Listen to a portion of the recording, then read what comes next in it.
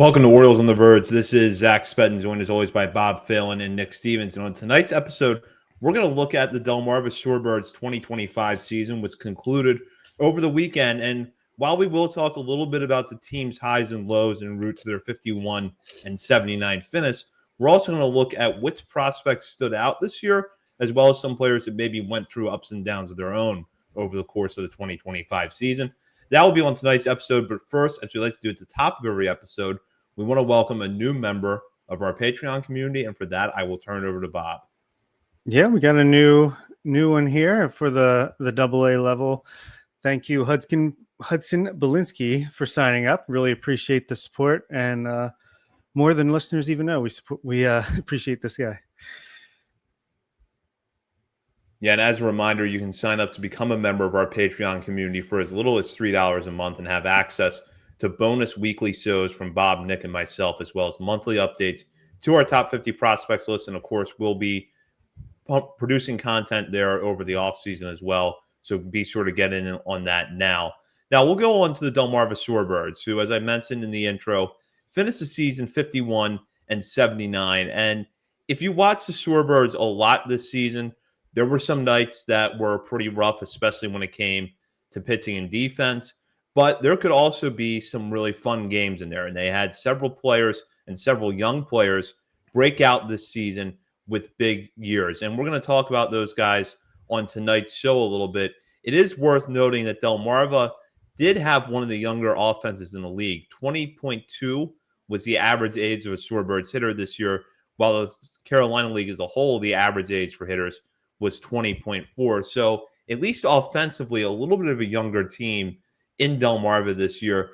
Nick, I will start with you. I know you watched a lot of Shorebirds games this year, and while there were some nights that could be pretty tough, they also could be a lot of fun to watch, and we saw that especially at the end of the year with the arrival of the 2025 draft picks, but even at various points throughout the year, thanks to players like Yasmil Bousset, Nate George, and some of their pitchers, the Shorebirds could put together a good night.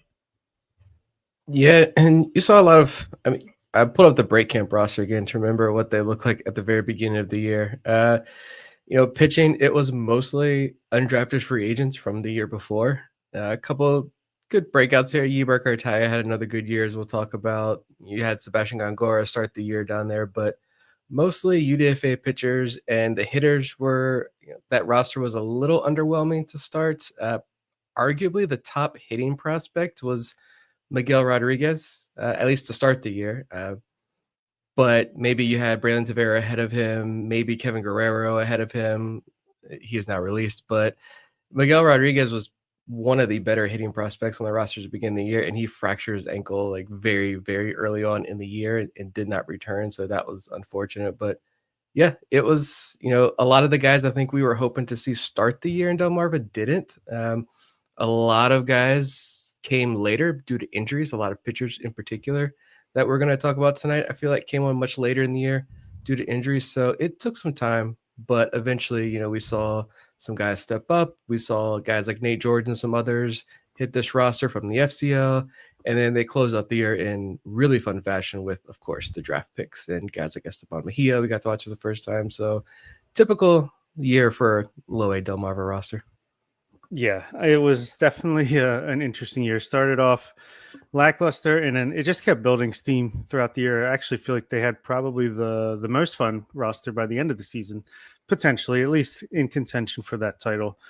But yeah, Raylan Ramos, he was a name that was like, and he had a pretty solid year overall, especially when you consider his age and where he had played previously, i.e. not full season ball. Yeah, I'm just trying to look here. Miguel Rodriguez was up there. Braylon Tavera, he hadn't really performed, but he had the name value, the pedigree from the signing bonus. Yeah, Nate George, Ellis Cuevas started the year on the IL as well. Yasmil Bousset, thank goodness for him.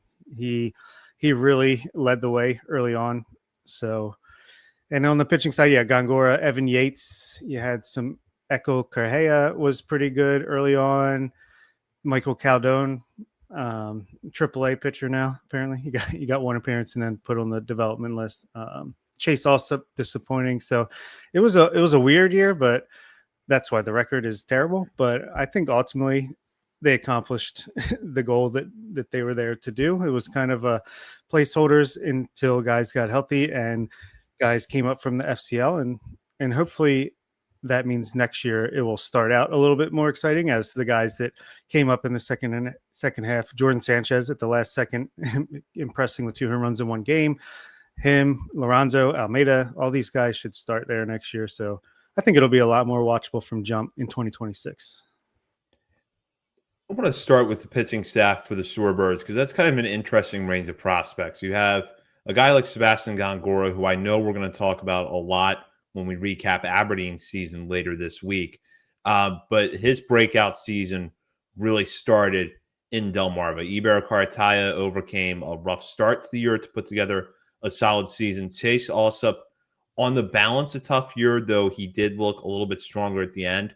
And while it was only a 3-start stint with the Shorebirds, Esteban Mejia was very, very impressive during his time there before going on the development list after hitting his innings limit for the season. So this is kind of a broad mix of, you've got some younger guys like Mejia, like Twine Palmer, who came over in the Ramon Arias trade and made 5 starts for the Shorebirds after the deadline. But then some guys that are a little bit older like Gongora and Cohen Aiken, another one that had a nice breakout this year, who started in Delmarva. So, Nick, starting with you, just kind of give me your thoughts on what stood out, good or bad, in the pitching staff this season. I mean, there's a few names I'd like to discuss a little bit here, but like Palmer, we've talked about him a couple times recently. I don't want to spend too much time there. The numbers were not great, but he's after the trade, but he's a 20-year-old. He was a JUCO arm. It gets uprooted from Houston, comes over here at the trade deadline, like you mentioned. That's a lot for a 20-year-old first-year guy. Orioles targeted him for a reason. He had real stuff when he was over in Houston. Fastball performed really well, was highly touted when he came over in that trade. So we'll wait until next year. Kiefer Lord, we got to watch him as well. That was nice to get another small sample guy, but just remember, there's a name who we'll see where he starts. I could see him back in Delmarva. Maybe he has a really strong offseason and is in Aberdeen. Who knows? But if he's back in Delmarva, remember, he gets drafted in 2023. We don't see him in 2024 or much of 2025. He had single-digit innings this year. But when COVID hit, this kid was in high school throwing 81 miles per hour, and he was throwing 90 by the time everything started opening back up. And within a year, he went from 81 miles per hour to 95 miles per hour, all just because of YouTube. He taught himself before ended up at Washington. So, excited to see what he can do across the full season. Just maybe get surgery the first time instead of pushing that off, and he would have been back a little bit earlier. But a whole nother podcast there.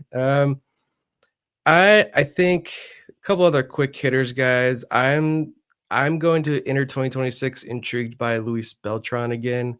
He's a right-handed pitcher, younger international guy, just 21 years old.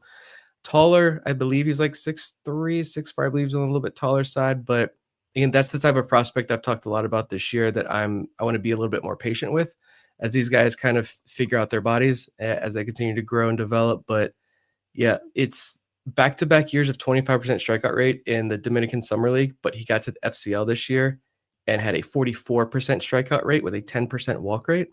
I think I said 25% strikeout rate. It was 20 back-to-back seasons of 25% walk rate.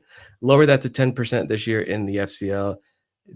Didn't really take that big jump forward with Delmarva, but still flashed. It's a mid-90s fastball. It's a good slider. I'm going to be intrigued by Beltran going into next year. And see, Andy Fabian as well. It's another big name. I think 22 innings with Delmarva, 66% ground ball rate, 1.19 ERA, 39% strikeout rate, 18% swinging strikeout rate. Yes, he's 22, but this was his first year as a pro, first full year as a pro, because he was a late signee last year. Kannapolis gets A+ grade for their broadcast in low A because they have velo readings. And I went back and watched. He was up to 97 miles per hour from the left side. And it looked like, like a mid-80s or so changeup that was tying lefties and nuts. The control is he walked a lot of guys. He's very aggressive on the mound, and like falls off pretty hard towards third base side in his follow through. I think that's where he loses some of that control, but he is electric on the mound, just oozing with energy. And if he's throwing 97 from the left side, I think he's going to be a lot of fun to watch next year as well. Yeah, it's so interesting because coming into the season, it's like Keeler Morphe. This is Delmarva's all about Keeler Morphe. And he pitches 15 innings on the season, walks 24 batters. Ultimately, he's kind of a no factor whatsoever this year. Obviously, still a ton of upside. Hopefully he can get right over the offseason. Maybe it won't happen immediately, or maybe not even for a couple of years, but maybe ultimately he's more of a relief prospect. We'll see. Sebastian Gongora starts off. I know some of these guys we'll talk about more with Aberdeen, but Gongora starts off terribly, like very, very slow start before he picks things up. Cartaya, same thing, very slow start before he picks things up and really picks things up in the long run. But yeah, so it's just interesting where we started. And then we finished with a rotation of Twine Palmer, Kiefer Lord, Brandon Downer, Adrian Heredia, and Carson Dorsey, who really got better as he got more comfortable and proved to be healthy on the mound. That I think he was my runner-up pitcher of the year, actually, because he ultimately ended up getting 42 and a third innings, 58 strikeouts to 17 walks. He's, again, another guy that started off really slow, but got his ERA down to 4.04 by the end. Really like that guy, the lefty from, was it Florida State, out of the draft. So I'm very curious to see what he can do next year. Brandon Downer, he was a late comer as well, but he was a very interesting arm. Let's see. Yeah, on the bullpen, actually, I think is very interesting. I think Beltran and Fabian have, as long as they remain pure relief prospects, and I see no reason why they wouldn't. I think they have some pretty high upside. Just the strikeout percentage. They both pitched 22 and 2/3 innings.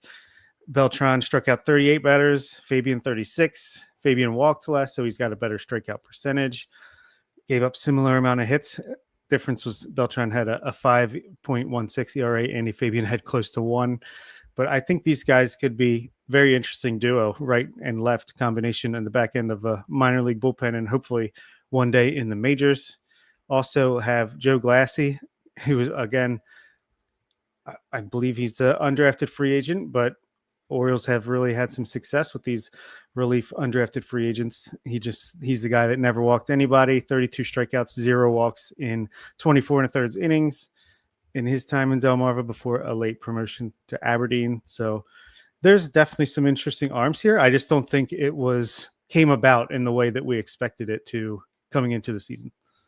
Yeah, that's a great point, because I remember doing our preview show for the season, and when we got to Delmarva's roster, our conversation really was around Keeler Morphe, because I think everybody saw that as the sort of breakout name late in the 2024 season, and deservedly so, because he finished really strong. The stuff looked really impressive. And the question was, if he can just harness the command, if he can harness the command a little bit this year, how much better can he be? And what we saw, unfortunately, from him was a lost season. Just with the injuries he had, the struggles with his command when he was healthy. I'm not giving up on him at all, because the upside is still really high. And there's not a lot of pitchers in this organization like Morphe with his stuff. And when he commands it just a little bit, you can see the upside come through. But this year, just with the health and with the command when he was on the mound, it was a struggle. And Bob, I'm glad you mentioned Carson Dorsey, because I'm getting ahead of myself here, but that's an early 2026 breakout candidate.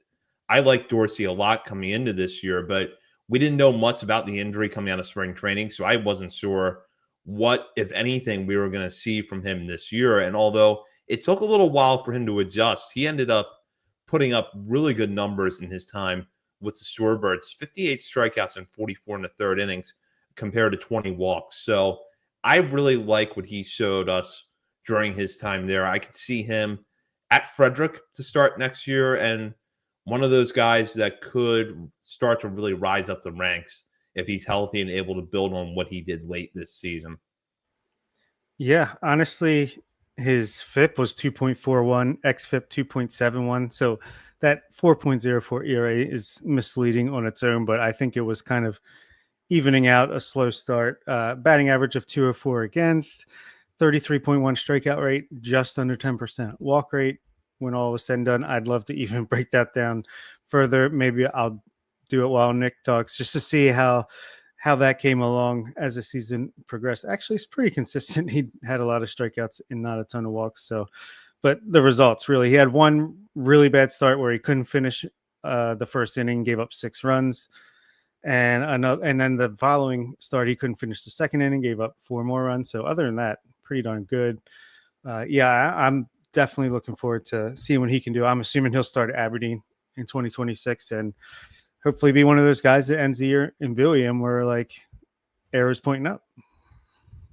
Yeah, I just remember the Joe Doyle report coming out of the draft where talking about his secondaries and how the metrics on them really sang, which was a fun. He just had a fun write up over there on Joe's report. But yeah, he stepped up in a major way at the end of the year, like you mentioned. Great swinging strike numbers just across the board. Close out the year on a super high note. I mean, he can run it up to like 96. I don't know how high he touched this year. I know I had gone back and watched that Kannapolis outing he had, and he was up to like 95, 96, and then settled in 93, 94, some 92s in there. So it kind of charged up in the beginning. The delivery is kind of unique as well. It honestly gives me a little anxiety when I watch him pitch. Just my elbow feels weird when I watch it. It's different. It almost looks like, I don't know. It's hard to really get a good feel of that delivery because I haven't seen him in person yet, but just on MILB TV and, some of the camera feeds aren't that great, but it just looks like he's got his whole body. He's coming down on his plant leg. He's even starting to fall off a little bit to the third base side. And then that arm is still cocked back. And it's almost like he's, I don't know, trying to fling a lacrosse stick. Maybe that works. I'm speaking to a largely Maryland crowd here. You guys love your lacrosse up there. It's like he's flinging a lacrosse stick almost, and just the ball flies out. It's unique. It's different. That doesn't mean it's not going to work. But yeah, he's a lot of fun to watch, and the numbers ticked up there at the end. Interested to see where he starts. And yeah, you mentioned Brandon Downer. That was the other pitcher I had here on my list for Delmarva. Just don't know exactly what that injury was either. Both guys started the year on the 60-day IL. But yeah, he had 1 bad outing. He had 5 outings at Delmarva. 1 was not good, but then he had 4 2/3, no runs, no walks, 8 strikeouts. 5 2/3, no runs. Then he had the hiccup, and then his last 2 starts, 10 innings, 3 runs over his final 2 starts there. So coming out of the draft, he was 92 to 95 with above average extension and ride, according to one report I found. Good feel for multiple breaking balls and a changeup. The curveball was highly touted as a pitch that stood out analytically, but issues with kind of commanding the secondaries and having feel for the strike zone a little bit at times. And I really sat down and watched one of his outings, I know, and you saw that, but he also missed 3/4 of the year this year. So he's only got a couple of innings as a pro under his belt. I think both those guys are Brandon Downer and Carson Dorsey are 2 names to circle as potential breakout guys in 2026. Yeah, a couple other guys I want to make sure get their due is Evan Yates, who had some success after the draft in 2024 in a short stint at Aberdeen and out of relief, but I actually thought he showed pretty darn well as a starter this year back in Delmarva, and then ended the season with a 2.70 ERA in limited innings for Aberdeen, but a 4.52 ERA over 71 2/3 innings, 19 games for Delmarva, but a 2.97 FIP and 3.30 xFIP. Again, similar to Carson Dorsey, less strikeouts, 28%, but same amount of walks, 9.6%. Anytime you're under 10%, I'd say that's pretty good. And also Michael Caldone, who I think one of the most underrated pitchers in the system. He had 62 1/3 innings in Delmarva at a 2.31 ERA. Probably, I mean, he's not that good. He was a little bit lucky. He had 3.28 FIP, 3.60 xFIP. Very low home run to fly ball rate. Probably helped him out a little bit there. But he got up to high A Aberdeen and pitched 12 innings, 3.65 ERA. And then he actually got in one game with AAA because they needed an arm, and he pitched 2 2/3 innings and gave up a run or two. So no, one run. Yeah. So not too, he did walk 5, strike out 1 batter, but I mean, that's probably just the strike zone in the ball. But just, I thought those guys had really good years and could be guys that break out at some capacity next season. If we're going to talk about Evan Yates, that was, I really enjoyed watching him pitch all year, 20th round pick. And important to note, he did not pitch his last year in college. So this was his first full year on the mound in 2 years. So I think that makes the numbers even a little bit more impressive. He did pitch last summer. He pitched in the draft league for the Frederick Keys. So he'll probably be back at a familiar ballpark next year if he starts the year in high A. So I guess that's cool. I'm sure he doesn't want to be an A ball, but excited to watch him pitch at that ballpark. But yeah, I kind of think, I know in college he was 91. Well, in the draft league, he was 91 to 93 with like 18 inches of induced vertical break. I don't know what he was this year, like as far as velo. If he's 93 to 95, that obviously every tick helps there. But yeah, I think his stuff is pretty decent. I almost put him, I don't know if I want to put him, trying to think if there's someone in Aberdeen I want to talk about. I'll say it here with Evan Yates. I kind of view Evan Yates and another guy we're going to talk about in Aberdeen kind of in this like Houston Roth tier.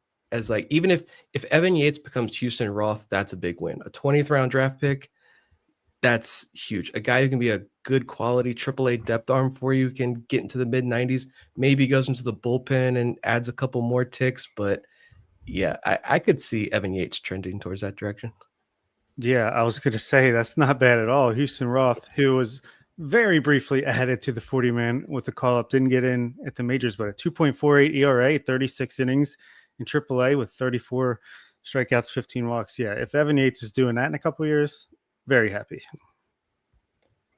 Go over the hitters now, and there's a lot of stuff to unpack when it comes to the hitters, because if you want to look at how prospects progressed throughout the year with Delmarva, you can really see how the roster turned over with the offense, because you had some guys that arrived late in the season. Jordan Sanchez got a 4-game stint there, along with 2025 draft picks like Iris, Fahia, Aloy, and a few other players. You also had Cobb Hightower appear in 24 games for the Shorebirds after he was acquired as part of the Rhino Hearn Ramon Laureano deal with the Padres. And then you had some players that were there for the beginning of the year or for a good portion of the season before being promoted to Aberdeen, like Yasmiel Bousset and Nate George, who we're going to talk a lot about in the final segment of this episode. And then you had players like Brylan Tavera and Raylan Ramos that were there for pretty much the whole season.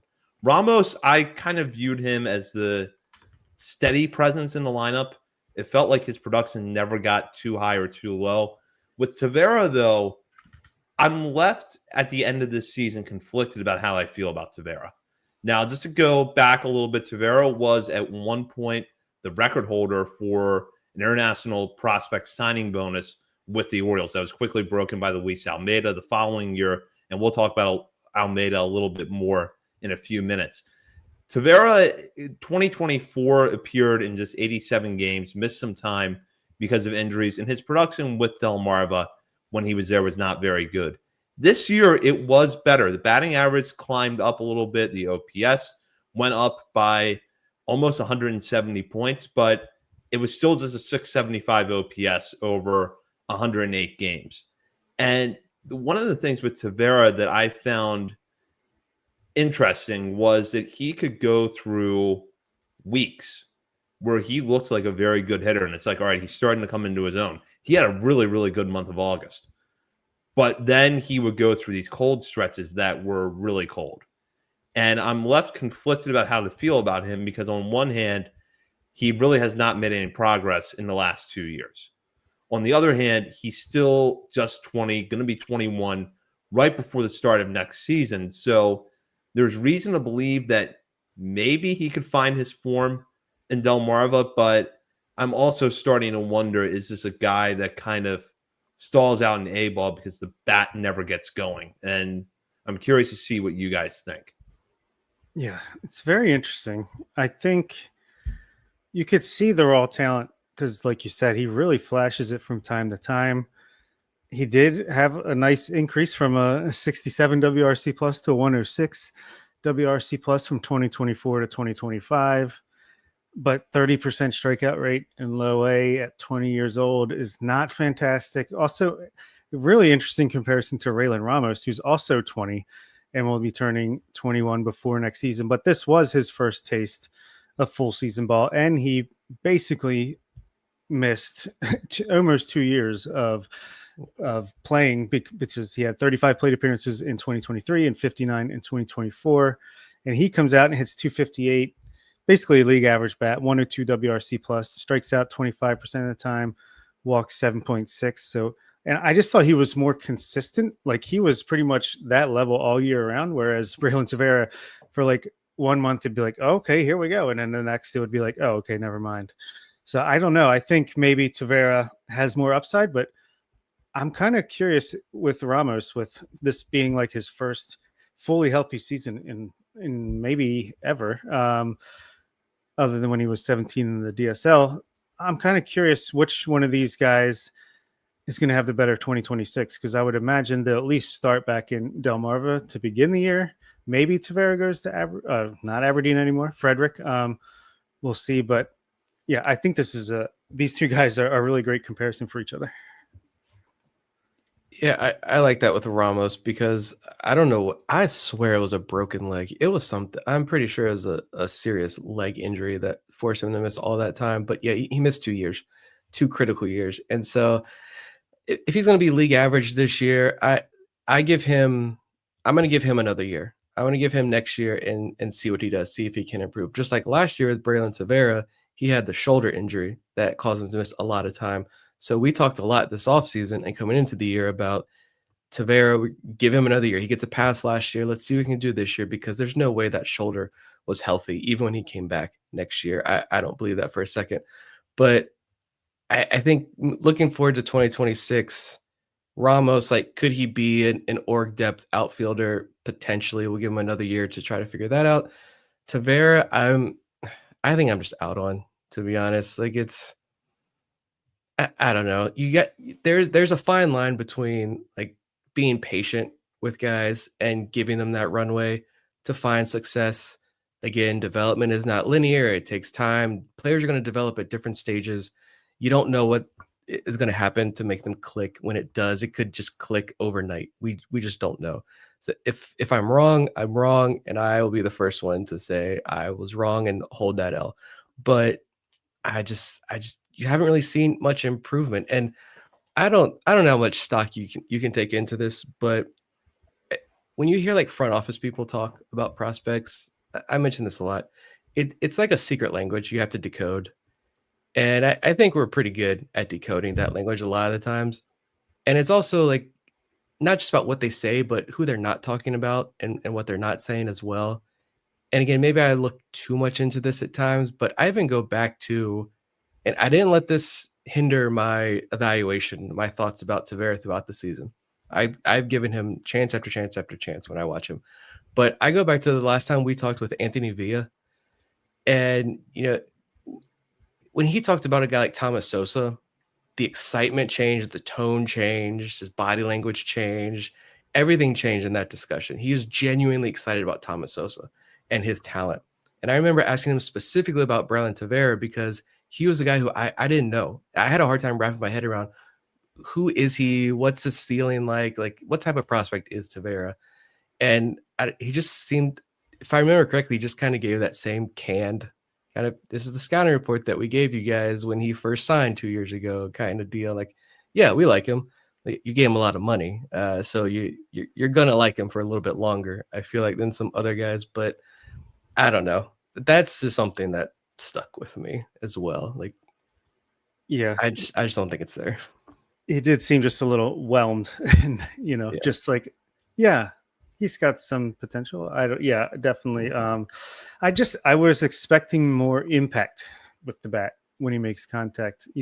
And unless the defense is like really good, and I don't know, like he doesn't seem like he's Austin O'Verne, Enrique Bradfield fast, but if the defense is really good, and maybe he could eventually become a role player at some point. But to me, Ramos, just visually watching on the streams, looks more the part to me. But that's a far cry from a real scouting report.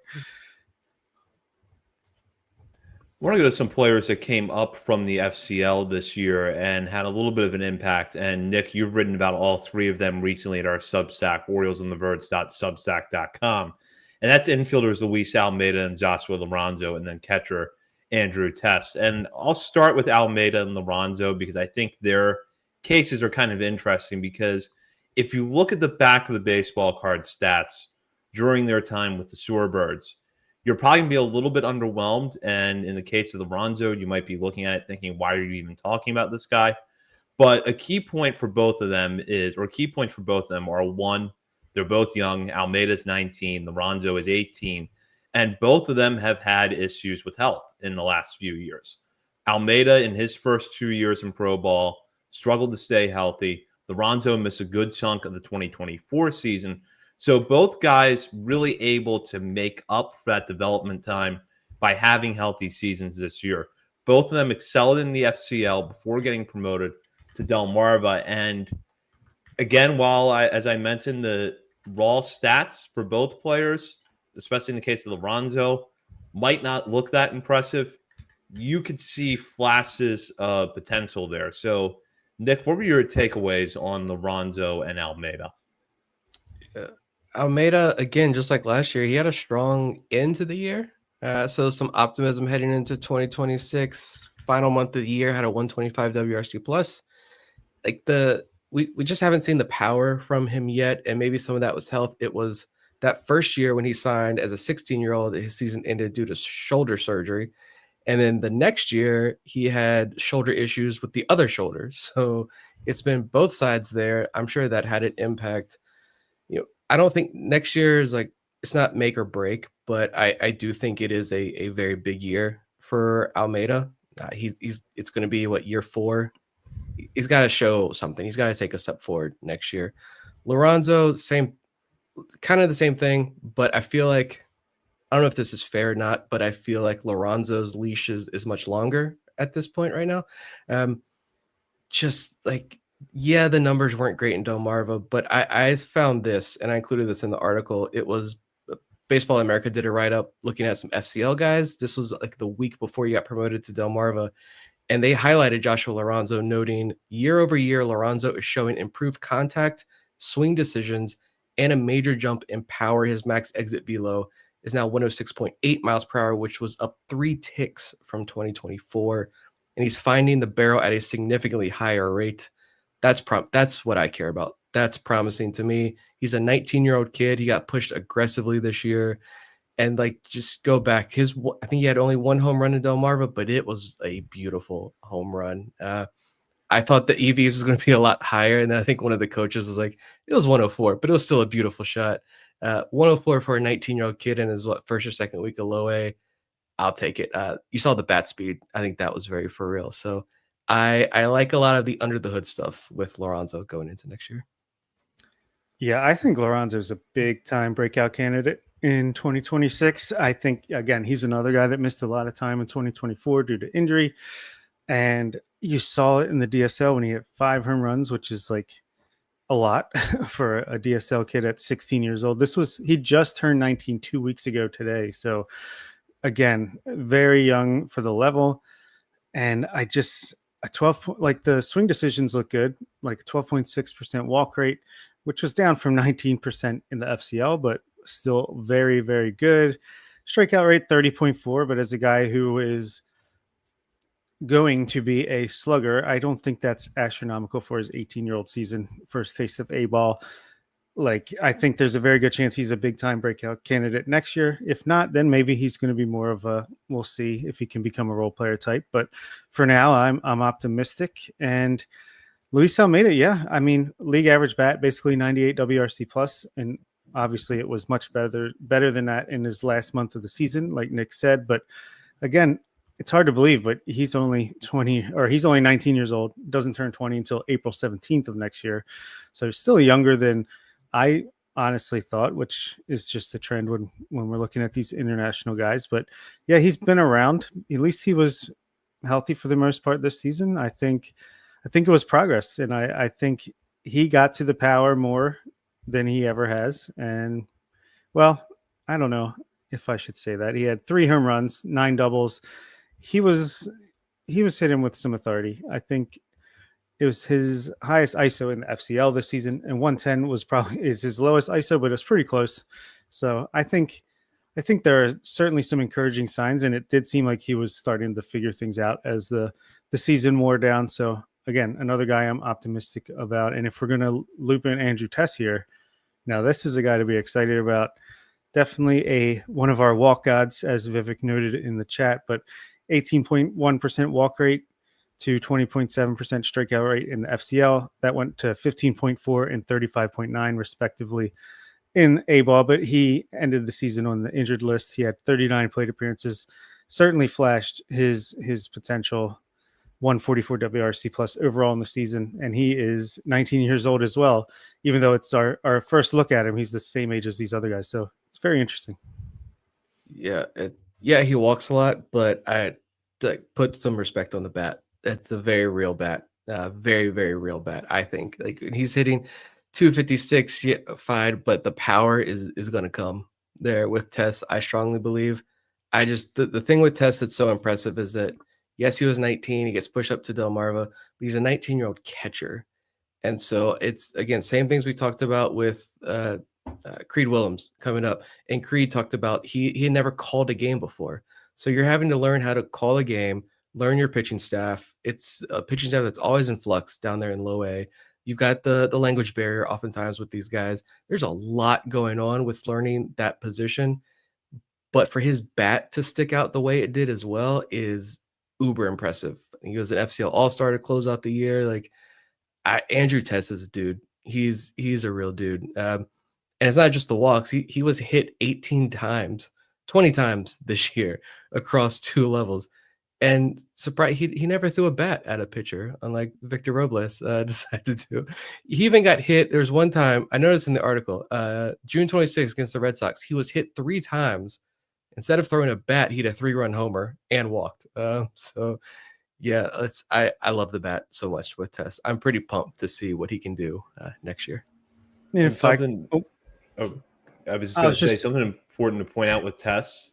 He didn't turn 19 until August. Mm-hmm. Yeah, that's true. That's true. And I was just going to loop in a couple other guys who I feel like fit into this category a little bit in Ellis Cuevas and Edwin Amparo, who went through Delmarva this season. Cuevas, again, another guy who I thought we all thought was a breakout candidate coming into the season, started the year on the IL, was slow moving. He did get 210 plate appearances in Delmarva this season, 101 WRC plus, was promoted to Aberdeen and finished the season there. So but he's also just 20 years old. He'll be 21 in a couple months. So that's hard to really know what to do with him as far as like where he ranks when we go into our preseason next year rankings. And Edwin Amparo, again, I talked about it recently, but just a really weird year where he performed so well in 100 plate appearances in Delmarva to end last year and had a 92 WRC plus with them this year, 195 batting average. Then goes up to Aberdeen and has a really weird line where he's only batting 226, but his power is a 208 ISO, which seems really high for him, a 118 WRC plus. So 2 guys I really don't know what to make much of.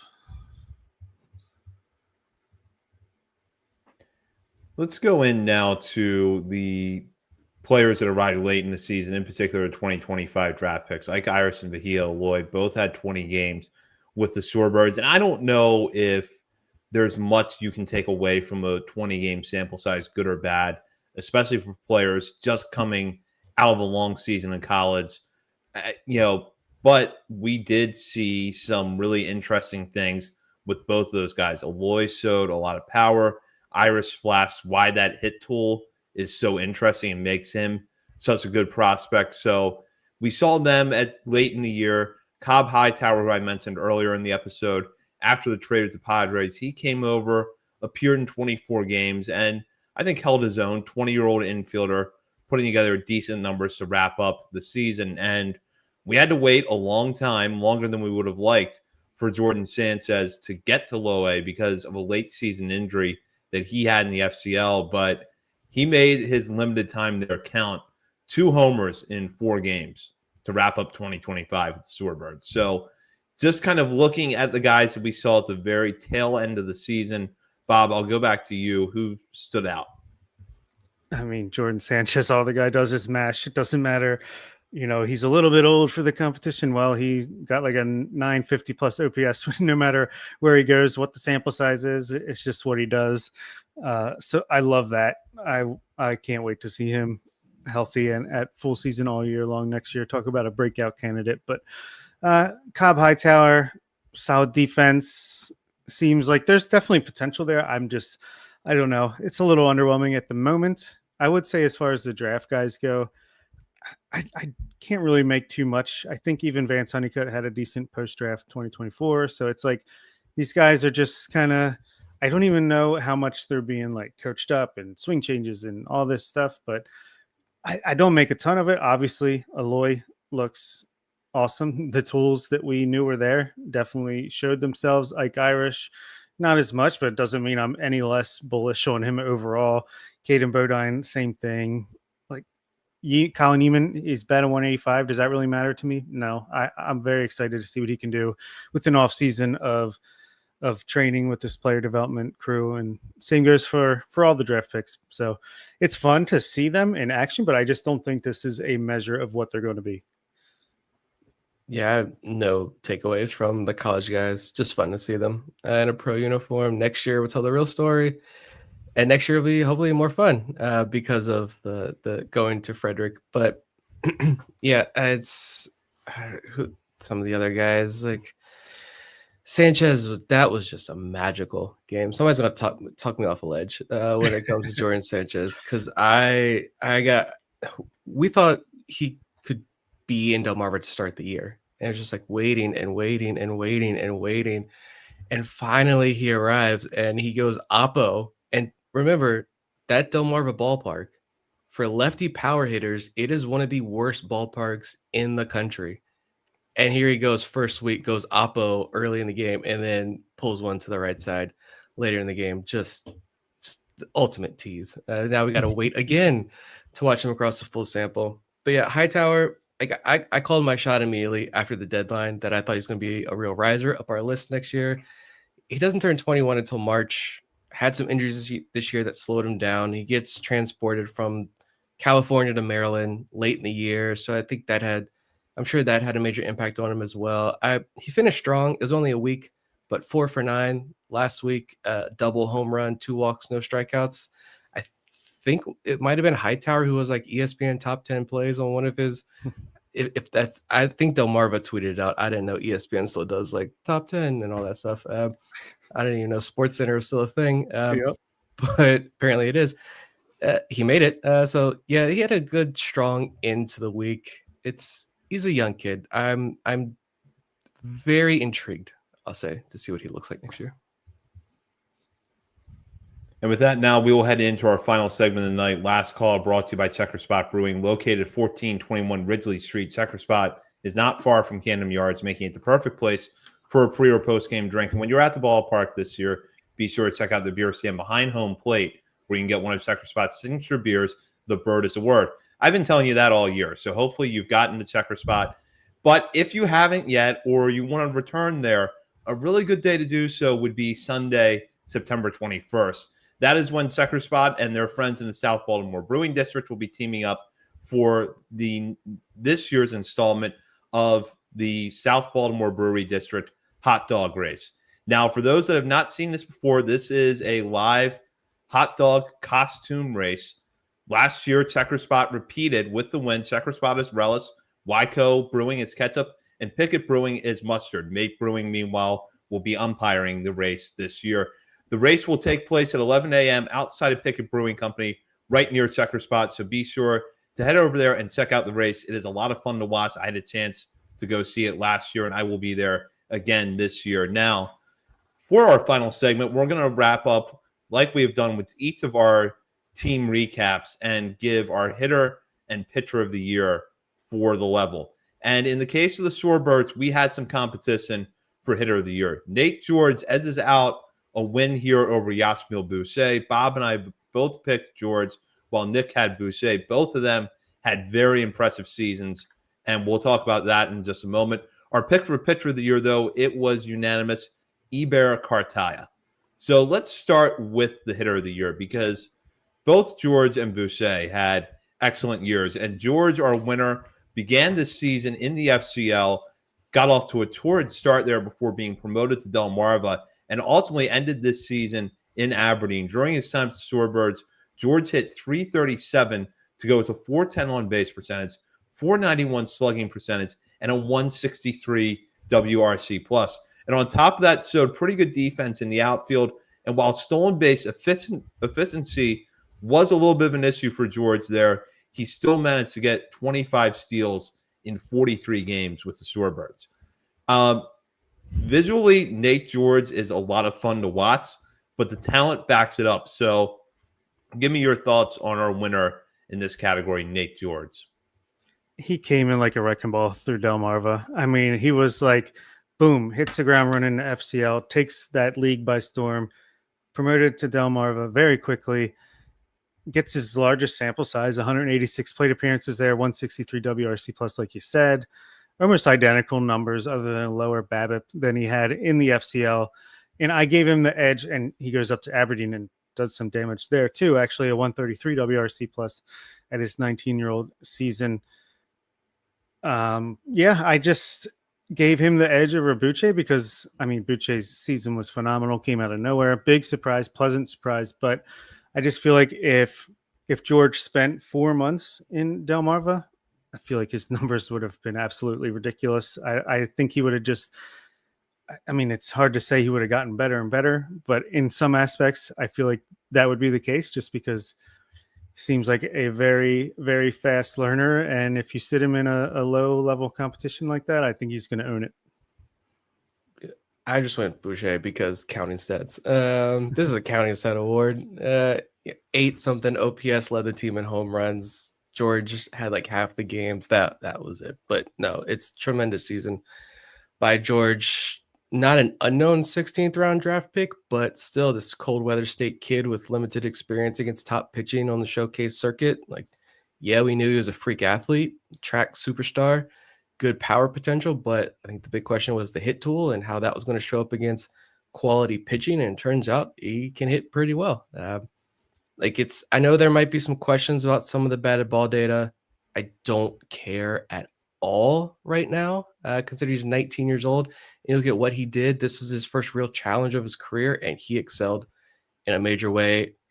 Yeah, you mentioned the base steals, 50 stolen bases, but he got caught 25 times. It's just so much of his game is raw, and that's scary because of how good he was already. And we've talked about this before. I just think it's going to come down to more experience. The game's going to slow down a bit for him. He's going to continue to play like his hair is on fire, continue to play with that aggressiveness, but he's going to mature on the field in a baseball sense. And I think a lot of that's going to come with even more power, more success on the base paths. Maybe he's not stealing 50 bases next year, but he's 80% success rate next year instead. So I think that's in store. And I don't think it's crazy to think, you guys correct me if I'm wrong, or tell me I'm crazy. I don't think it's crazy if he has a good offseason and the team, if he's down there in Sarasota at camps and the team likes what he's doing, he comes back down in February and he has a really strong spring training. Could you potentially see him in Double-A to start the year? Like, is that an outrageous thought? I don't think so. Not outrageous at all. Yeah, I could certainly see that if he just, again, more time to learn, and he's got that growth mindset that we've seen the guys like Gunnar and Samuel Basayo have, just like a sponge, bring it all in and put it into action pretty quickly. Yeah, I could definitely see that. But even if he starts back in Frederick, I think he'll be in Bowie before his 20th birthday in June. So it's just, it's crazy how fast he came on to the scene this year.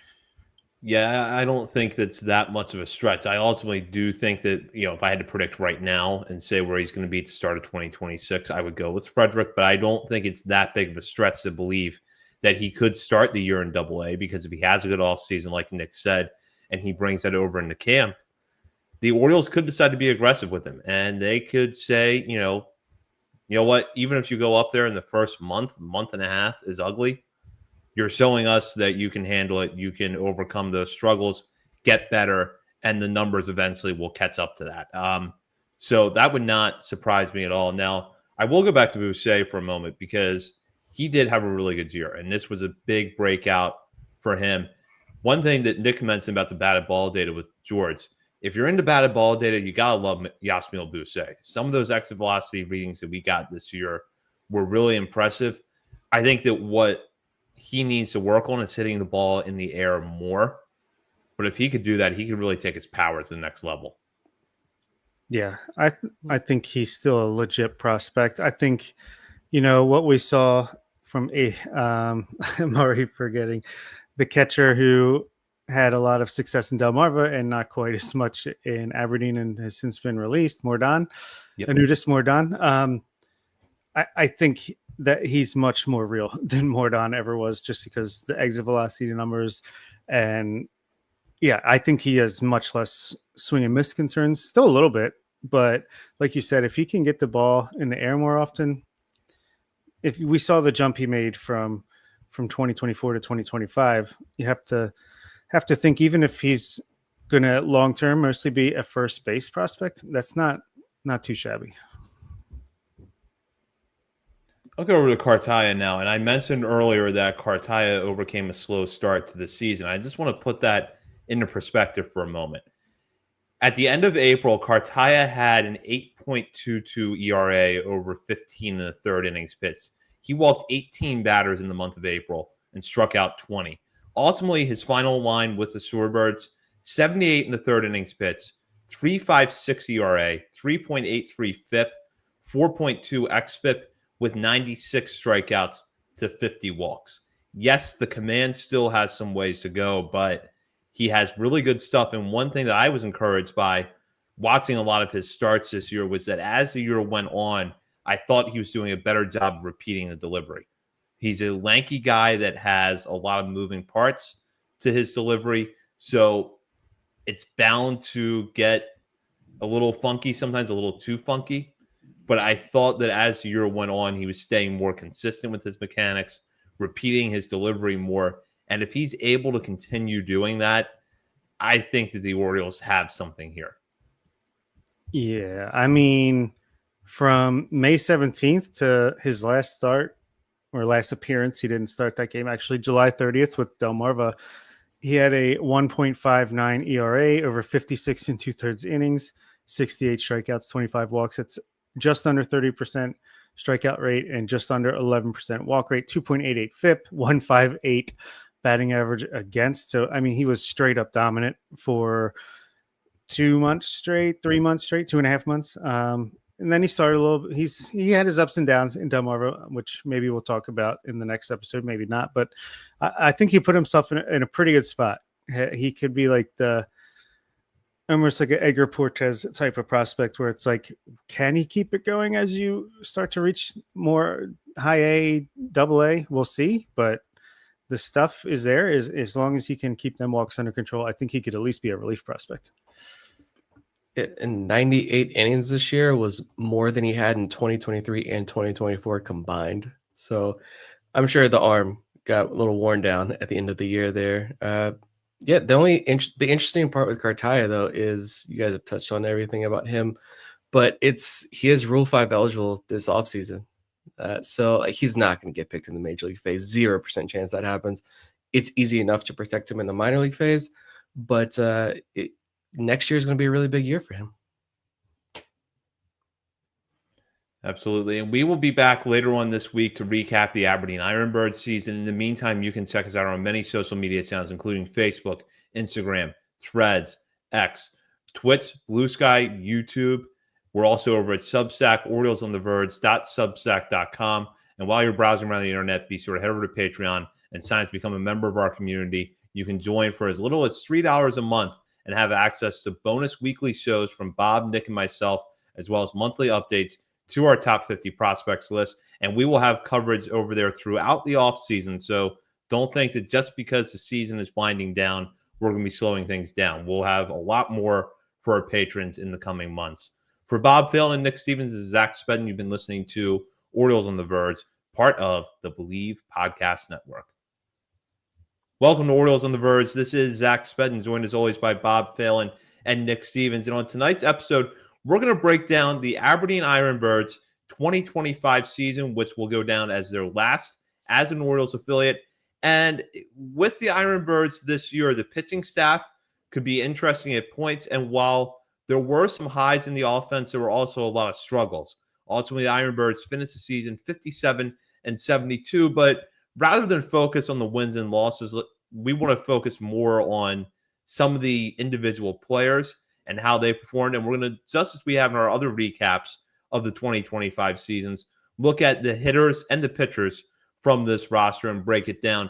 In our last episode, we broke down the Delmarva Shorebirds, and we started with the pitchers. This time around, I want to start with the hitters. And the big storyline coming into this season for the Ironbirds was the presence of the 2024 draft picks in their first full season of pro ball. In particular, all eyes were on Ethan Anderson, Austin O'Verne, Vance Honeycutt, and Griff O'Farrell to see what they could do. O'Verne had a little bit of a tough start, but ended up getting hot, was promoted to Chesapeake. He's performed pretty well there. O'Farrell struggled for months, but then caught on in July. He also earned a promotion to Double-A. Ethan Anderson had his peaks and valleys this year, but overall finished up with a solid season. The same really can't be said, though, for Vance Honeycutt, whose final line in 101 games for the Ironbirds this season included a 171 batting average, a 559 OPS, and 178 strikeouts. Now, I feel like at this point, when we're talking about Honeycutt, the thought is always in the back of my head, like, are we piling on? Which I don't want to do, but we also know what the stats showed this year. And we could, watch the games night in and night out and really see the struggles that he had this year. He's still on our top 50 prospect list, but he's dropped considerably from where he was at the beginning of the year. And so, Nick, I want to start with you here with Honeycutt. This was a really tough year. There's no getting around that. Just kind of give us your thoughts on where the problems were for him this season. Oh, man. Yeah, I'm glad you mentioned like not wanting to pile on him there, because I had the same thought coming into tonight. Like he had that good week, showed some signs of life, but then he flatlined again. And yeah, I don't want to continue to beat the man while he's down. It wasn't a good year. It was awful. Very little power, defense.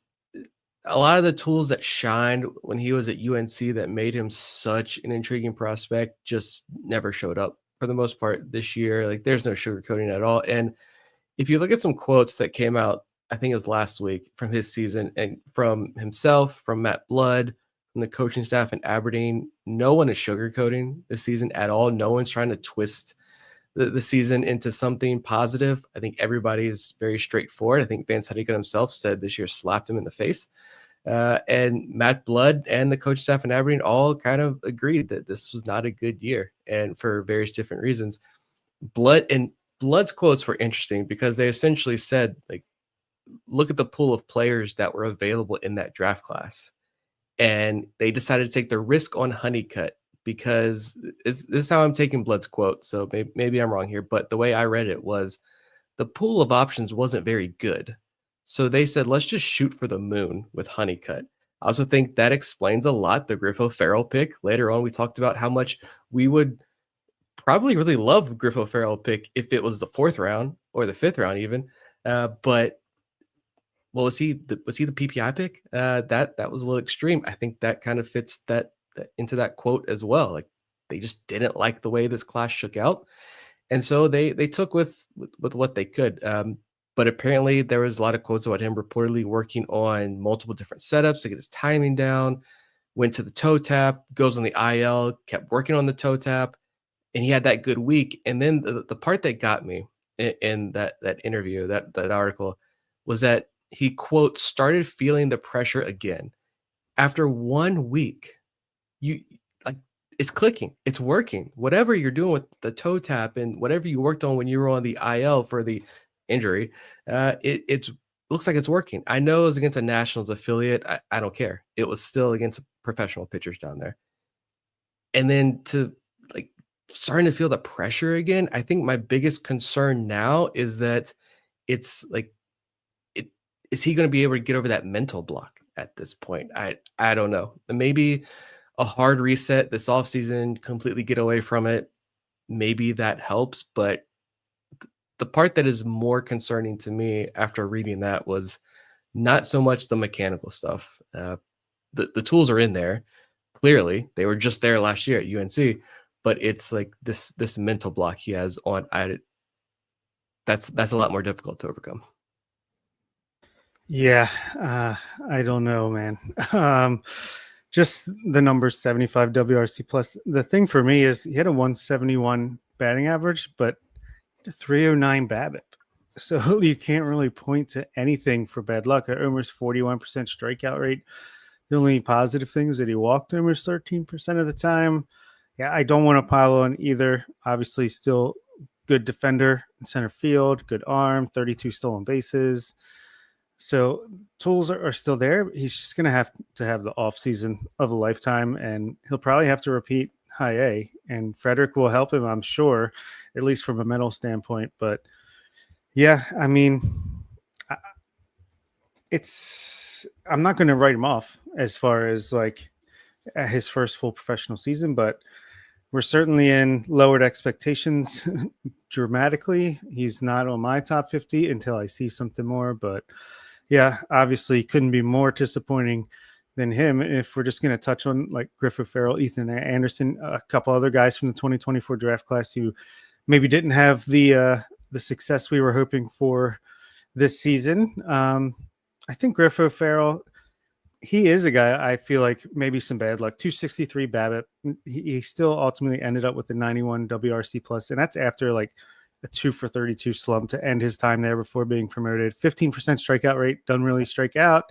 Not going to have power, but he does walk 11.2%. So like you said, if he was just a few rounds later, that pick looks completely fine. And Anderson, I think, was battling some kind of injury for a vast majority of the season because he ultimately ends up really strong in high A, 257 batting average, 109 WRC plus, thanks to a 693 OPS. Only struck out 18% of the time while walking 11.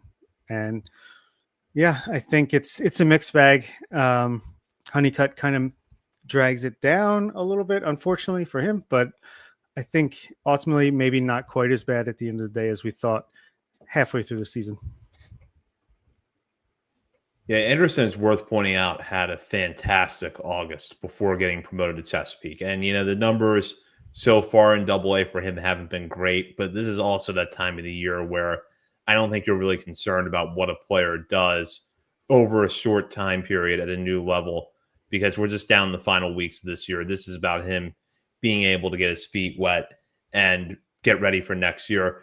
With O'Farrell, I think that we know what is going to be the difference maker for him, and that is that he has to hit the ball hard enough to have success because he's never going to be a power hitter. But there's some things that you like in his game offensively, mainly that he's got pretty good control of the strike zone. He rarely ever strikes out. So he can make contact with the baseball, but if he's not hitting the ball hard, he's going to run into some problems. And it seemed like that was happening a lot early in the year. So I'm curious to see what goes into his offseason, because I think with him, we have a pretty clear understanding of if he can hit just enough, he probably has a fairly high floor, strong upper level organizational depth as an infielder, perhaps a utility player at the major league level who can play a good shortstop, or if the bat doesn't come around, he's one of those infielders that sticks around because he can play shortstop, but never gets past AA or maybe being an organizational piece in AAA. It's interesting. The defense is legit. Like he's really good up the middle, second base, shortstop, high baseball IQ. Like I saw him when I was there in person. Made a really heady play, going home on a ground ball. Yeah, I feel like he's like maybe a Luis Vasquez type, who's just now at his age 25-year-old season getting a little bit of taste in the major leagues. So, yeah, I think again, like exactly like you said, high floor. I think he'll definitely make it to AAA. See if he can get past that. If he does, it's probably as a reserve infielder, unless he's on like the Angels or something or another rebuilding team. But I think I think he'll end up being solid depth to have. I don't think he's going to be quite as bad as Anthony Servideo ended up being, or in that range. But Carter Young, maybe. I think he's a little bit better than that. So hope for a bounce back. He's off to a really good start in his first week of AA. We'll say that. Is he like better Mason McCoy? Remember that night? Like, do not look at Mason. Don't look at Mason. Played in the majors, yeah, like a week ago. He's an up and down guy for the Padres last couple of years. Do not look at Mason McCoy's AAA stats with El Paso and tell me that's who Mason McCoy is, because that is not who Mason McCoy is. He's Ken Griffey Jr. in over there on the West Coast. Everybody is down there. Yeah, he went to the PCL. So I'm going down the Mason McCoy rabbit hole here. 1, 2, 3. In 4 years in the Orioles system, he hit 18 home runs across 4 seasons and every level. He goes to the PCL for the first time in 2022, hits 21 home runs. That's not Mason McCoy, but a good defender and a guy who's just be Mr. Reliable. That's just, don't try to hit a home run at all. We don't need you to hit a single home run. Just be Mr. Reliable. Ethan Anderson, I'm still super intrigued. You mentioned he had a really good August. It was a great August. He had a great April as well. OPS over 800, hit almost 300. And then May was not good. June, only 7 games. So, yeah, I think he was probably hurting in May. Finally went on the IL and missed most of the month of June. Started to heat back up in July. Great August. Then gets promoted. Good finish to the year. And he's switch hitter, as he was switch hitting all year as well. So maybe like it was a 567 OPS versus lefties, 704 OPS versus righties. Maybe ditch switch hitting. I'm still a big believer that he was learning, putting in a lot of work behind the plate. And so maybe injury and increased work behind the plate and learning to be a catcher, that took the toll on the bat as well. And maybe next year, if it's, we'll see if he's more behind the plate or more in the outfield. What do they do with him defensively? Do they get him to ditch switch hitting? See if some of those changes get made. But I'm pretty excited to see what he can do in AA next year, because he's, again, in that first taste he had last year after the draft, he was among the best as far as the college hitters goes. In their first taste of pros, as far as swing decisions and quality of contact, he was fantastic. So I think that's still in there for him. It's also worth noting he's only 21 still today. Like he's pretty young for that draft class. And in AA, he's batting 176, but he's got a 211 BABIP, and it's only 59 plate appearances. He's actually walking 12% of the time, striking out 20% of the time. So nothing really has changed under the hood other than some bad luck with some batted ball. And if 2 or 3 hits fall in with that limited sample size, it can make things look a lot better. So, yeah, I'm still pretty high on Anderson overall. I want to go to O'Verne for a moment, because I touched on him as I was introducing this segment, but we haven't really taken a look at the numbers yet. O'Verne got off to a little bit of a slow start this year. Some of that perhaps caused by a hand injury that he had early in the season that caused him to miss about a week. But then he really settled in and put up good numbers at high A. 43 steals in 84 games to go with 8 home runs, a 127 WRC plus. And while he did strike out 28% of the time, he also walked 15.5% of the time. We knew coming into this year that O'Verne was a raw player. There were a lot of questions about the hit tool during his time at USC. But you can see the athleticism taking shape here. This is a player that has 270 grade tools with his speed and his defense. I thought that, especially for the environment that he was in Aberdeen, which we know can be tough on hitters, he did a pretty good job this year of translating more of that raw power into in-game power.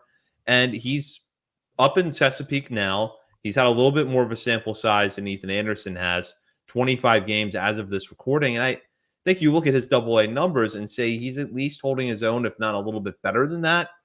So if you're looking for a real positive out of last year's draft class, especially with the higher picks, I think that you can take O'Verne's season as a win, but I'm curious to hear what you guys have to think. Huge win to me. I think he broke out this year, quite honestly. Maybe a little bit under the radar for a breakout, but I think he's really good. He's only going to get better. He just turned 22 in May, so yeah, he'll be 22 to start next season. Lowered his strikeout rate almost 5% from high A to double A. I think he's just a guy that's getting better and better as the season goes on. 111 WRC plus in his time in double A after 127 in high A. He's 18 steals and 19 attempts for double A, giving him 61 total on the season, 12 home runs. I think he's 5-tool player. He's not far behind Bradfield as far as center field defense, in my opinion, and a much better arm. So as long as he's focusing on baseball solely which obviously he's going to be, and continues to develop, I think he's got a huge up arrow and could be knocking on the door by the start of 2027.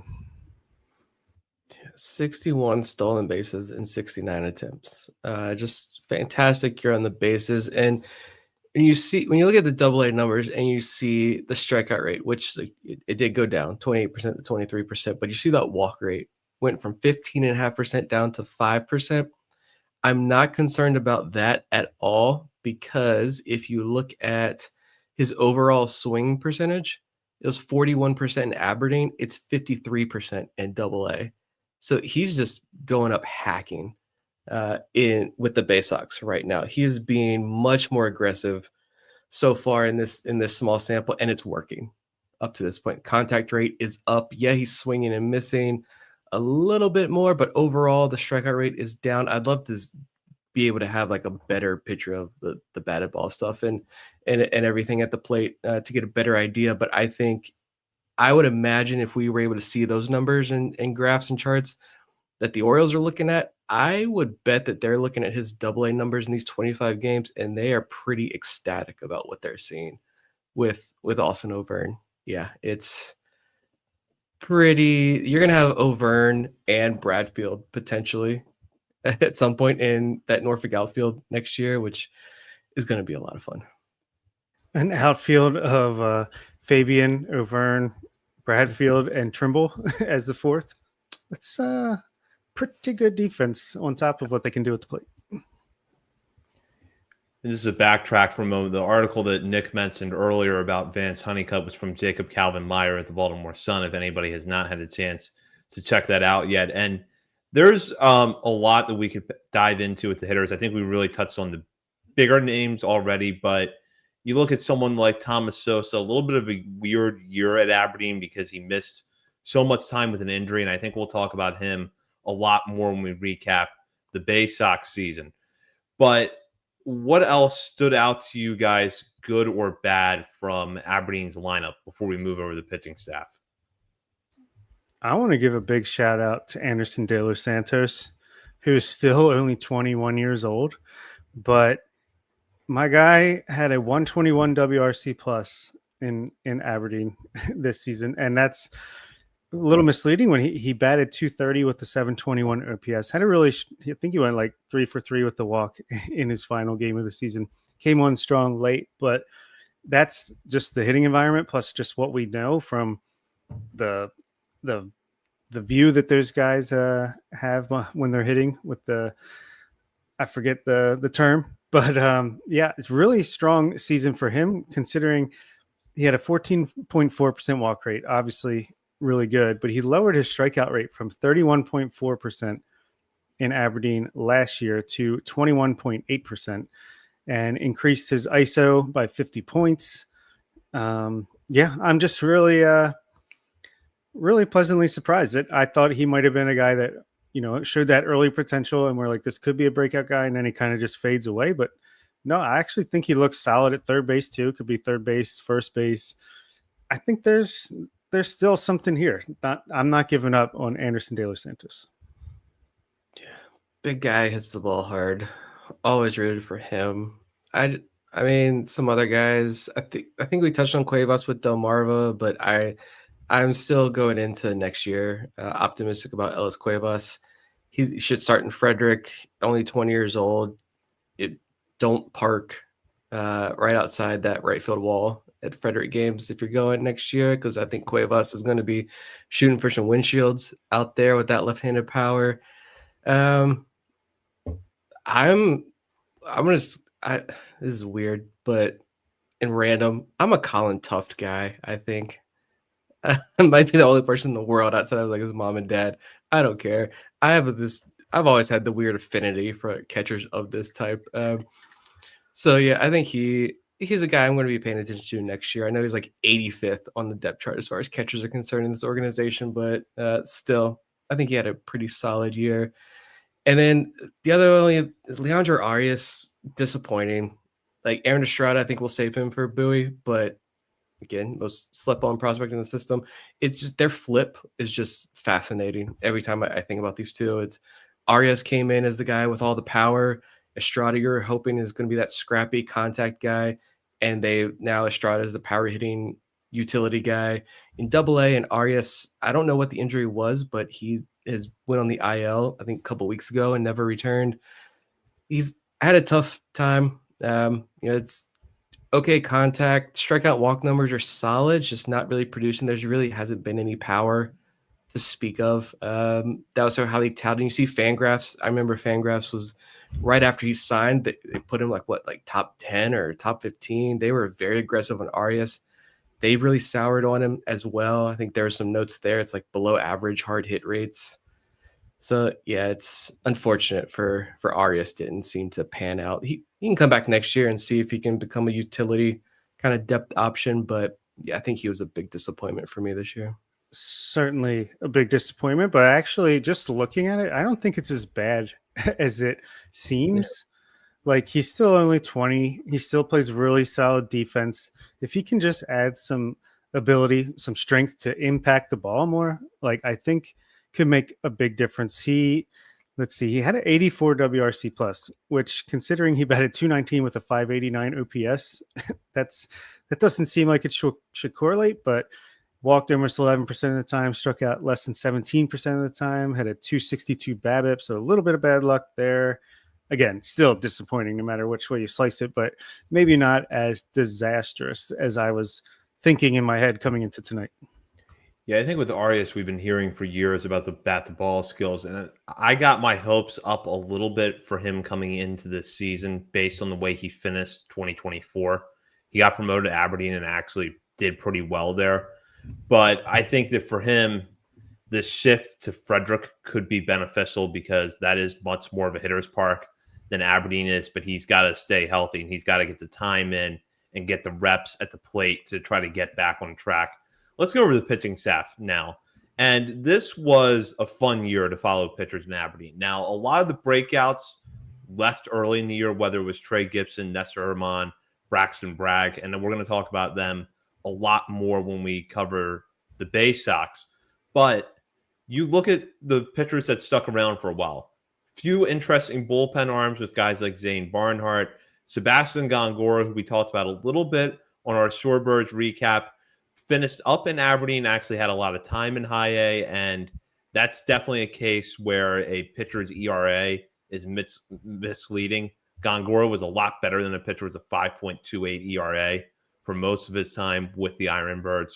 So there's a lot you can cover. Also, Wellington Aracena, after the trade with the Mets, came over and looked really good with the Ironbirds. Yes, the walks were high, but 24 strikeouts in 23 innings and pumping a lot of fastball velocity in his starts. And Michael Ferret, who we're going to talk about in a little bit, had an excellent run with the Ironbirds in 16 games. So there's a lot of different guys that we can highlight here for the pitching staff. But I just want to start with you, Nick.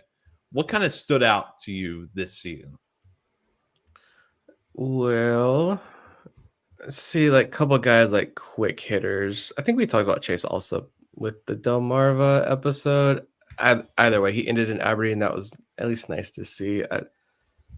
He's back with Ike Irish. I don't know. They were battery mates at Auburn. Maybe they can get together and Ike Irish can help him out this offseason. He can return next year and do a little bit more.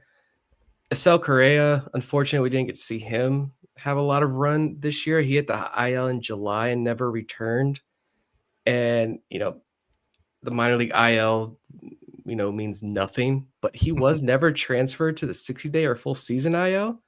So maybe it wasn't the TJ, but a little bit more serious because it was like mid-July and he never returned. But I thought he took a real step forward this year, cut his ERA by 2 runs.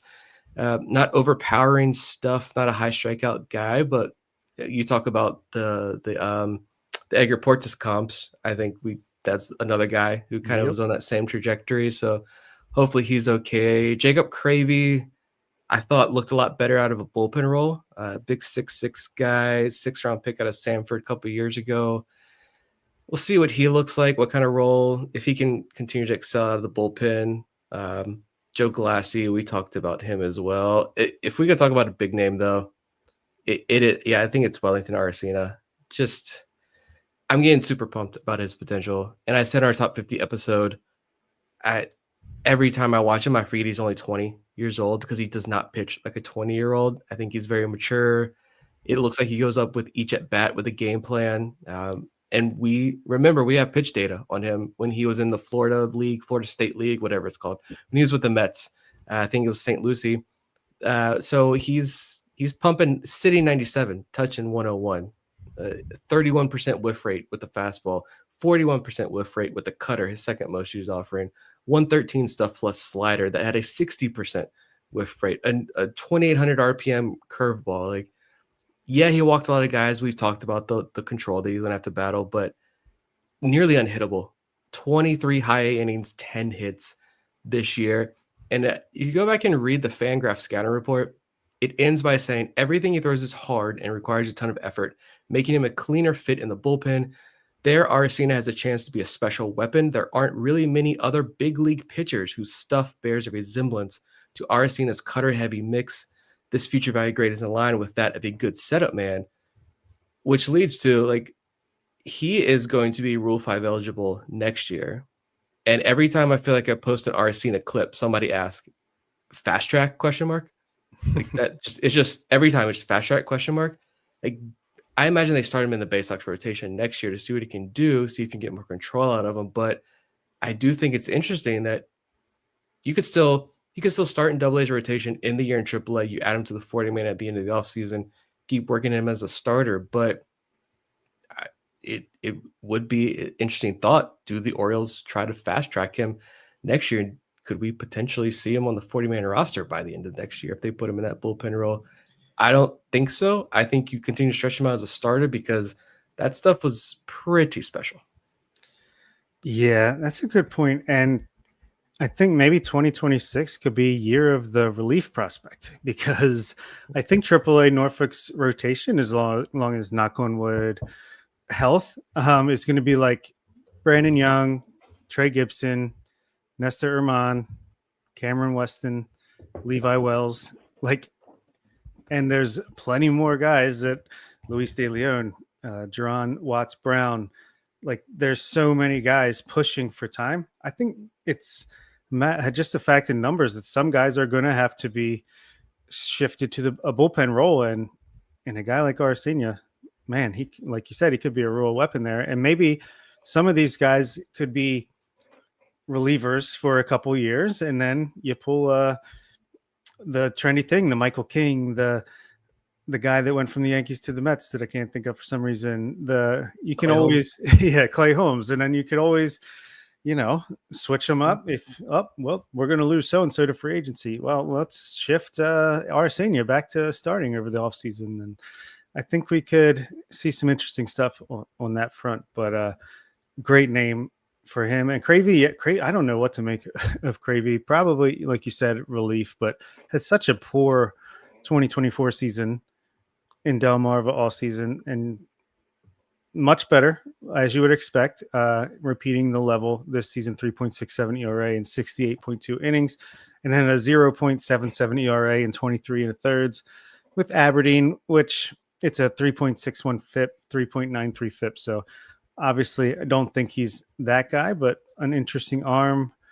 Juan Rojas, he got his innings in, got up to 85 innings. We've talked about him. I don't know. Again, probably going to have to go to relief at some point. 4.43 ERA, 4.25 FIP.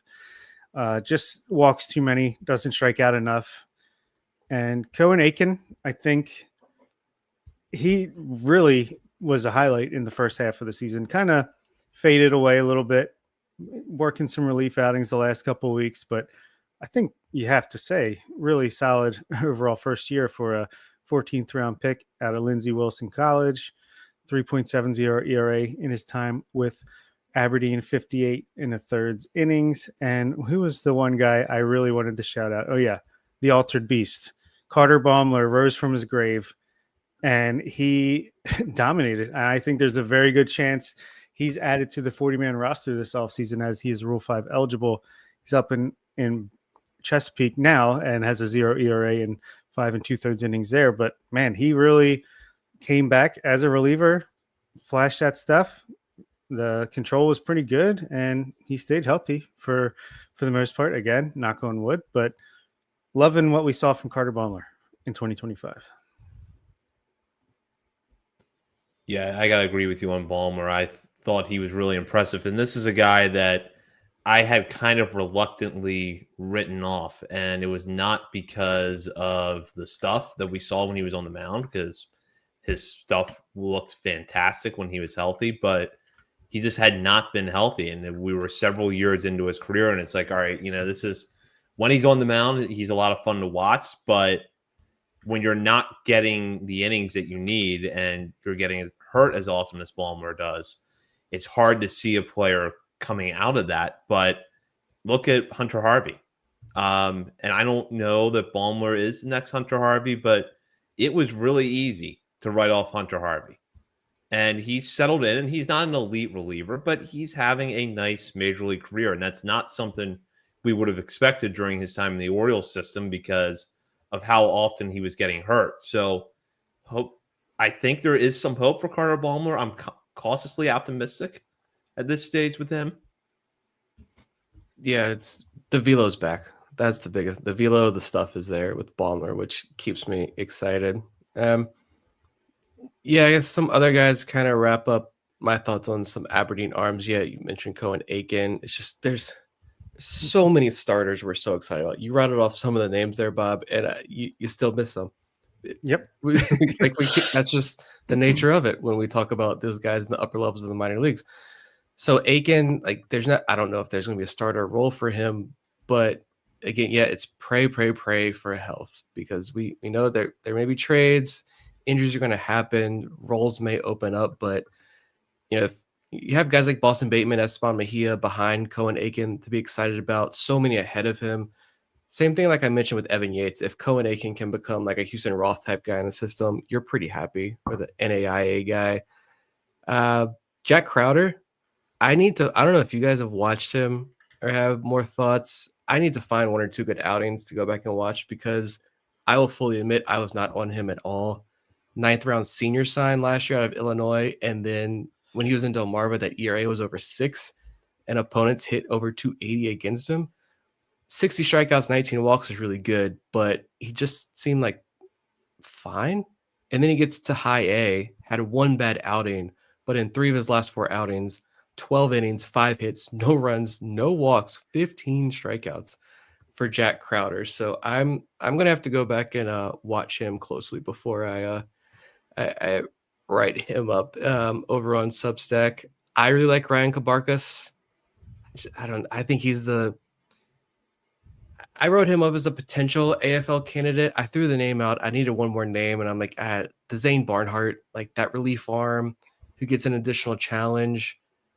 Cabarcas could be that guy, undrafted guy at a Florida International, but after his promotion to Aberdeen, 24 strikeouts to 6 walks in 16 innings. He's a lot of fun, a relief arm to watch there. And Boston Bateman, I don't know if we talked about him with last week with Delmarva or not, but yeah, I talked about him a little bit on that weekly recap episode that we released on the main feed. Everybody got to listen to. So my thoughts there, like, just kind of left me wanting more, especially like he just not able to finish hitters when he got to 2 strikes that I was hoping for this big kid. But it was 1 start after he was traded. He's 19 years old. He's listed at 6'8", 240. He's still a child. And there's still a belief out there that there's mixed reviews. There's a lot of belief that he's a back-end starter, not a ton of love for his secondaries. Others see a lot more. Some people, they potentially think he's the top 1-2 pitching prospect in the system, potential strong number 2 or number 3 in the major league rotation. I don't have any hard takeaways yet, but he's a 19-year-old kid, $2.5 million arm, high school arm, who's committed to LSU. Physically, I don't think we don't fully know what he's going to be like physically when he's done growing. He's already a monster. He could be just a complete freak next year when we see him. Back. Yeah, like I'm pretty pumped for Boston Bateman next year, but certainly a long way to go there with that arm. But a name that I think is going to be drawing a lot of fans at Frederick next year. Definitely saw some growth plate mentions in the last few weeks in regards to Boston Bateman. Shout out again, we're still missing some names, but just shout out a couple more guys.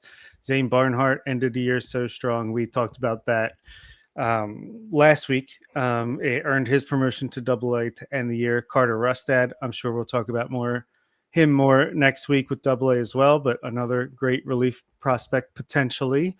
Also, love what we've seen from Tanner Smith and Chandler Marsh so far since the trade deadline. And there was one more guy I wanted to talk about, Ben Vespi. Shout out to Ben Vespi, who secretly had a great season as an undrafted free agent. And not that a 24-year-old undrafted free agent shouldn't have some success in the lower levels of the system. But, I mean, he had a 3.02 ERA with Delmarva over 50-plus innings, and then had a 1.54 ERA in 11 2/3 innings for Aberdeen. Overall, 2.84 combined, 29.4% strikeout rate, 7.7% walk rate, 2.71 FIP. So, he's out there doing his things to get that many innings, 63 1/3 innings for a first full season out of the bullpen. Rubber arm could be useful at some point. I know we're going to talk about him more when we recap the Bay Sox next week, but I just wanted to take a second to put into perspective how good Luis De Leon was for the Ironbirds this year. 60 innings pitched, 3.58 ERA, 2.7 FIP, a ground ball rate of 56%, and really good strikeout numbers. Struck out 69 batters in 60 innings pitched. I feel like I've been saying for years, like a broken record, that if Luis De Leon puts it all together, he is top 100 prospect material. This year, I feel like we've been seeing that, and that's despite the fact that he missed time early on in the year because of an injury.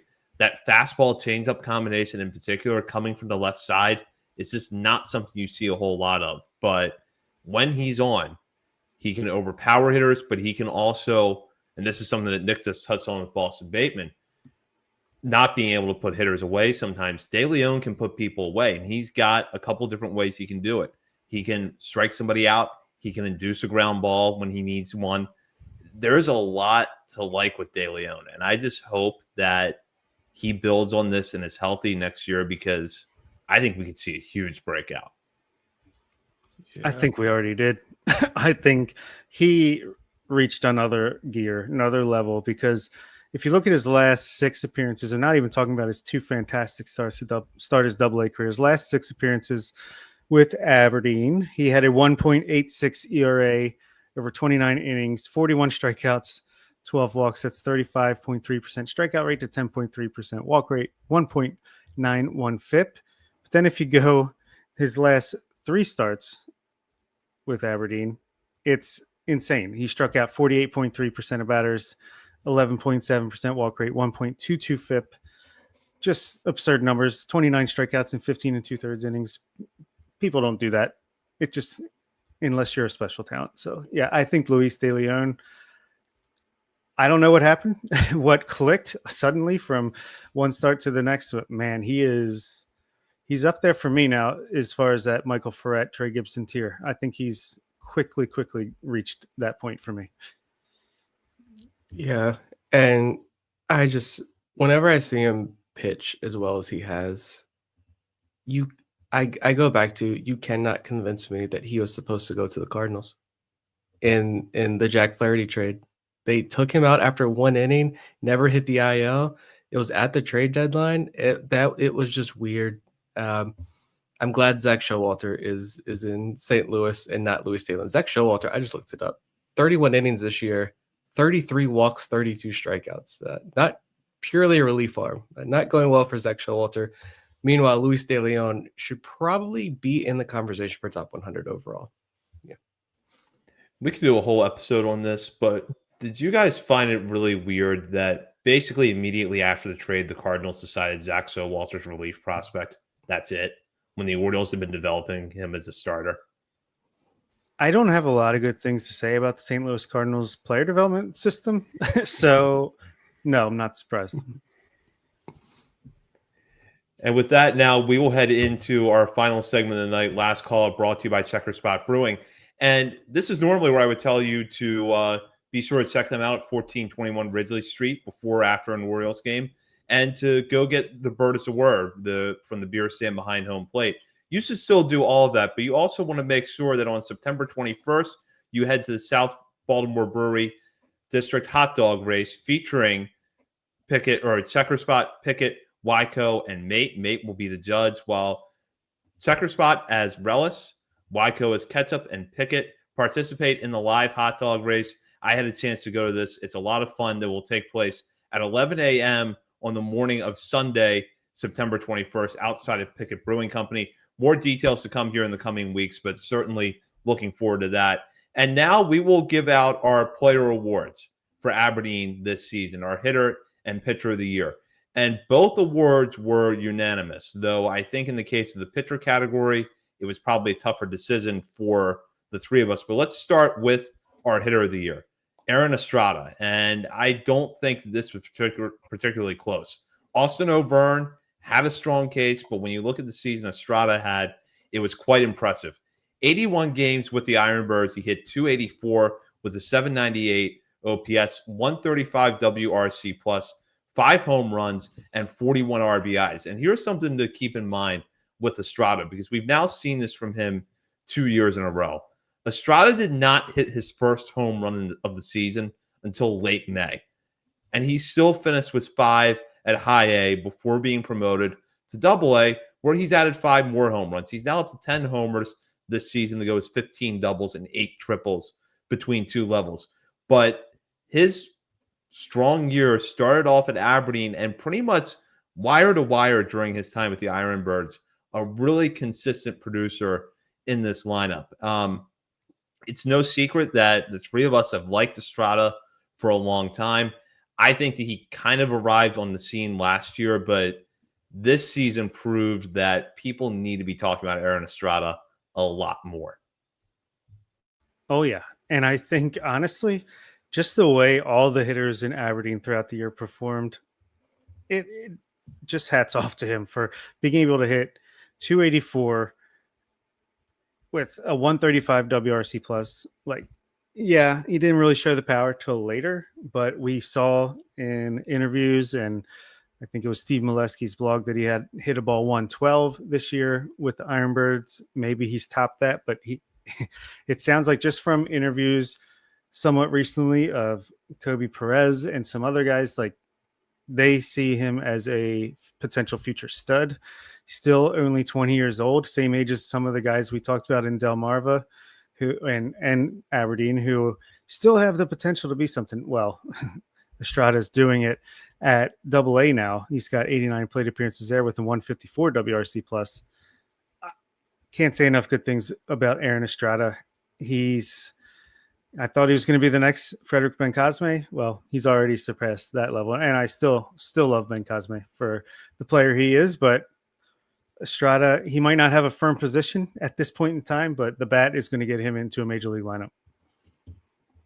Yeah, he has a 154 WRC plus in AA. It's 22 games since that promotion, and same. He's hitting 309. Like same thing. It was after that Molesky interview, and you're watching him in Aberdeen. You just felt like, and maybe some of that was because the rest of the Aberdeen lineup just wasn't performing, but it felt like he was so close to a promotion. Like just start hitting the ball in the air more, and he did, and he got promoted. He's gone to AA. Ground ball rate has continued to drop like 7-8%, more fly balls. He's pulling the ball at a career high mark right now, 46% pull rate, which is more than he's ever done. He's swinging less in AA and making a little bit more contact, a lot less swing and miss as well. So more selective at the plate. Just check for Estrada. He's taters. He doesn't like the cold weather. Like he just wants the warm weather. He wants to be hot and muggy out there, and that's when he's going to perform the best. And you know what? I'll take it. He is having a monster year. Our pitcher of the year, meanwhile, probably comes as a little surprise. We go with Michael Ferret. And Ferret, despite missing some time with a back injury, was really impressive with the Ironbirds this season. 59 2/3 innings pitched. He had a 1.88 ERA to go along with a 2.05 FIP and a 2.88 xFIP. He also struck out 76 batters while walking just 17. Now, I will admit there was a moment where I was considering going with Luis De Leon over Ferret for this award, but Ferret's just consistent dominance of the level this season, even in spite of the injury. And an injury, by the way, he really did not have a traditional rehab buildup from. He came off the IL, went straight back to Aberdeen, and was eased in with some short starts, but we didn't have this 2 starts in the FCL, 1 in Delmarva, and then back to Aberdeen path for Ferret. He went right back there and picked up where he left off after a hot start to the season. And he's been promoted to AA. Season ended early because of an injury, but had 3 very good starts there to round things out. So Michael Ferret broke out last year with a promising first full year of pro ball and was even better this season. Complete and utter stud. He didn't have a single bad start this year. I mean, he did give up 2 runs in 2 innings on April 29th, but he never gave up more than 3 runs the entire season, no matter the level. And he only did that twice. So that's insane consistency. And his worst start probably before the one where he got hurt in AA a week or 2 ago, 5 2/3 innings, gave up 3 runs on 6 hits, but walked 0 and struck out 8. So stud. I don't know, like just so good all year long. Wish he could have been healthier to really get the innings limit up, but doesn't matter. There's still plenty of more growth to go with him too. He still has plenty of strength to add to his 6'3" frame. I think there's more velocity to be gained. He's clearly shown comfortability spinning the ball and learning pitches. So sky's the limit. Yeah, you guys have hit on it. We've talked to about him a lot this year. If you look at the Aberdeen team stats, his 76 strikeouts were 6 more than second place in Aberdeen. It was Juan Rojas, had 70 strikeouts. Michael Ferret had 6 more strikeouts in nearly 30 fewer innings. So the dominance in high A 0.8 whip, just absurd year down there. We can't say that enough. And that does it for this episode. We will be back next week to recap the Chesapeake Bay Sox season and cover whatever other news there is in Birdland. In the meantime, you can check us out on our many social media accounts, including Facebook, Instagram, Threads, X, TikTok, YouTube, Blue Sky, and Twitch. We're also over at Substack, oriolesontheverge.substack.com. You can read Nick's latest piece there, recapping the seasons of Luis Almeida and Joshua Lorenzo. There's also a lot more coverage over there, so be sure to check that out. And while you're browsing around the internet, be sure to head over to Patreon and sign up to become a member of our community. You can join at the $3, $5, or $10 levels and have access to bonus weekly shows from Bob, Nick, and myself, as well as monthly updates to our top 50 prospects list. And we will keep the content coming over there throughout the offseason. So just because the season is winding down does not mean we are slowing down here at Orioles on the Verge. For Bob Phelan and Nick Stevens, this is Zach Spedden. You've been listening to Orioles on the Birds, part of the Believe Podcast Network.